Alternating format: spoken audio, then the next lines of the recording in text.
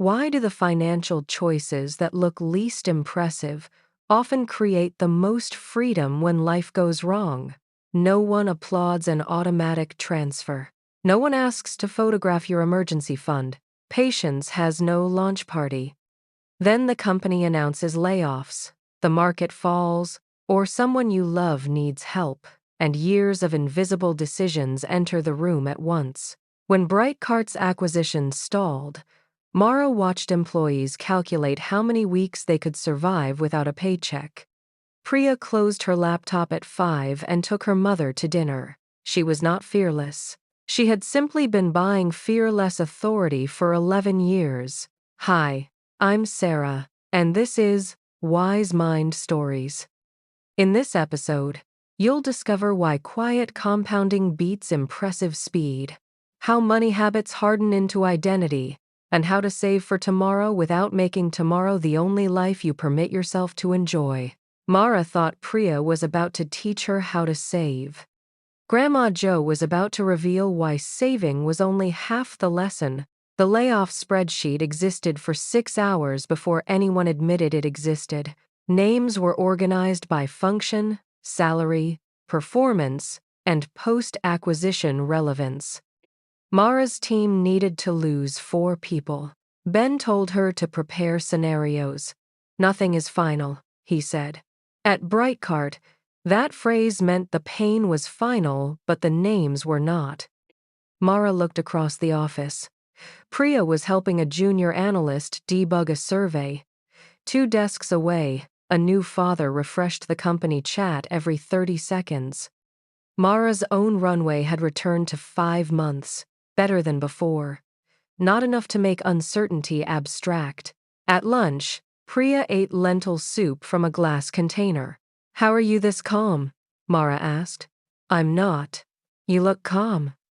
"That's because panic does not improve my severance package." Priya had 18 months of essential expenses saved, not from a windfall, not from stock options. She began with 4% of her first Brightcart paycheck and increased it whenever her salary rose. For 11 years, the choice was too small to tell a story about. Now it gave her a year and a half in which no employer could make the next decision alone. "Why 18 months?" Mara asked. "Because at 12, I stopped checking the account every day. The extra 6 bought silence." Housel describes the power of quiet compounding.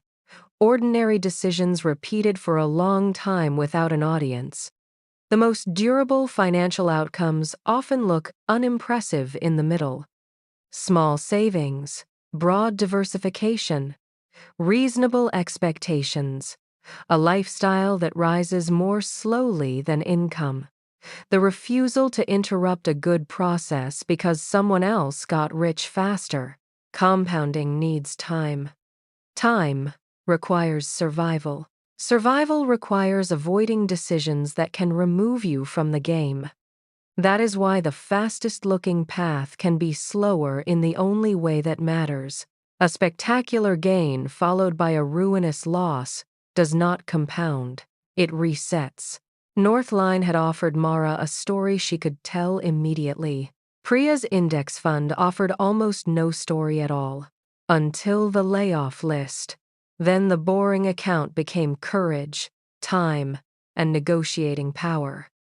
Quiet money is invisible until life needs a voice. The book sharpens this idea by contrasting 2 professional athletes.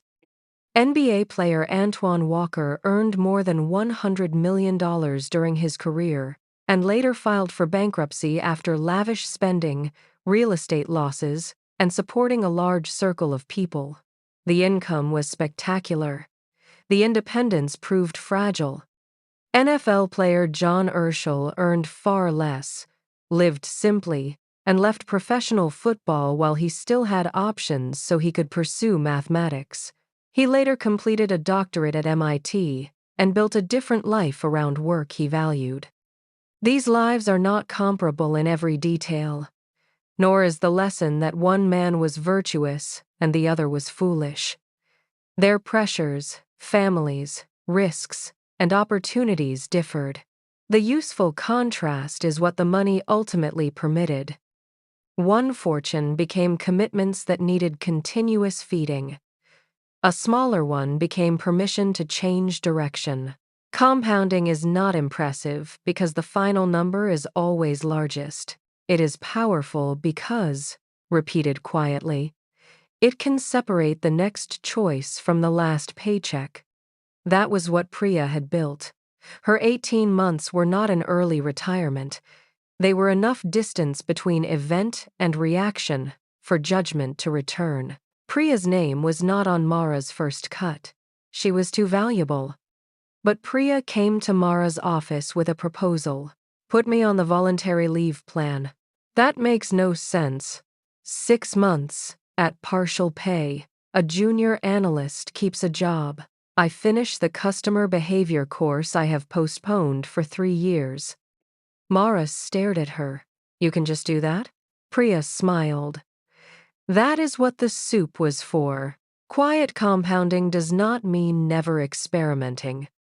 Housel's chapter, Try Something New, makes the opposite point. We often do not know what spending, work, or lifestyle will genuinely suit us until we test it.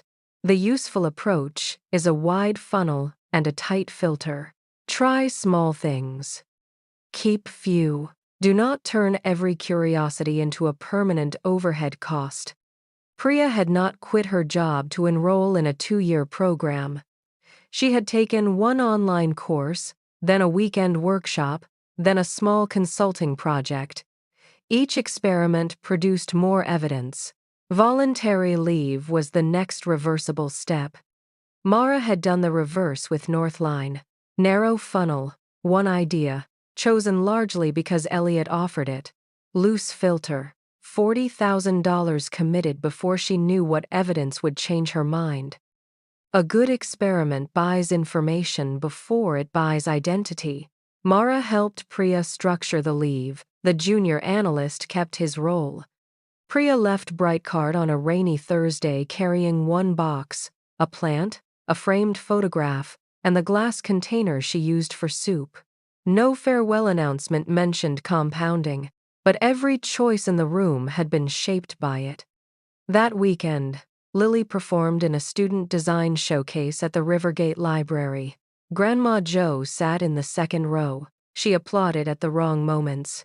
Afterward, Lily asked, "Did you hear the part about the flood sensors?" "Every word," Jo said. But in the parking lot, she answered a question Daniel had not asked and nearly stepped in front of a reversing car. Mara took her to an audiologist. Jo had moderate hearing loss. The recommended hearing aids cost $2,800 after insurance. "I'll think about it," Jo said. In the car, she announced that she did not need them. "You almost walked behind a car. The driver should look." "You did not hear Lily." Jo's face tightened. "I heard enough." Mara offered to pay. That made the refusal absolute. Later, while helping Jo organize insurance papers, Mara found a savings statement. Her mother had more than $90,000 in cash. The woman who returned $6 olives could buy the hearing aids 30 times. "What is this money for?" Mara asked. Jo took the paper from her. "Emergencies. Not hearing traffic is an emergency. You do not understand what it is like when there is no one to rescue you." Mara did understand. That was why the sentence hurt. Housel warns that financial habits can harden into identity. Frugality may begin as a strategy and become a personality. A saver reaches the stage of life the saving was meant to protect, but spending feels like moral failure. The behavior that created security makes it impossible to use security. He calls for mental liquidity, the ability to change a belief when the circumstances that made it useful have changed. Grandma Jo's fear had once been accurate. When her card declined at the grocery store, every dollar truly mattered. Saving was not a hobby, it was defense. Decades later, the threat had changed. The bigger risk was no longer running out of money before life ended. It was reaching the end with the money intact and the conversations unheard. That was the reversal. Mara had viewed her mother as the financially responsible opposite of herself, but both were being controlled by old pain. Mara spent to prove scarcity was over. Joe refused to spend because scarcity might return. Different behavior. Same author. Money can control you through appetite or fear. The direction changes, the captivity does not. Mara placed the hearing aid brochure on Joe's table. I'm not asking you to become a spender. Then stop asking. I'm asking what the saving was for. Joe looked toward the window. So I would never need to ask you for help. Mara sat beside her. Then let it help you. A sound financial life needs two permissions. Permission to decline what will make the future fragile, and permission to use money when it can serve the life the future was for. Without the first, you consume your freedom. Without the second, you preserve freedom in a sealed container until no time remains to open it. Joe agreed to a 30-day hearing aid trial because a trial did not feel like an identity. Wide funnel. Tight filter. She could return them. The first week, she complained that paper sounded too loud. The second, she heard the refrigerator hum and declared the appliance defective. The third, Lily sat with her at the dining table and described a new city designed for older residents. Halfway through, Joe began to cry. Lily stopped. Do they hurt? Joe shook her head. I did not know your voice had changed. Lily was 12. Her voice had been changing for a year. Joe had saved $2,800 and paid with 12 months of sound. She kept the hearing aids. Not because spending defeated saving, because spending finally completed its purpose. Today's action is one automatic transfer with two destinations. Choose an amount you can repeat each payday. Send most of it to future freedom, your emergency fund, debt reduction, or long-term savings.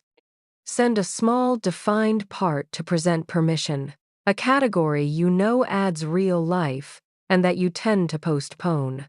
It might be 90% freedom and 10% permission.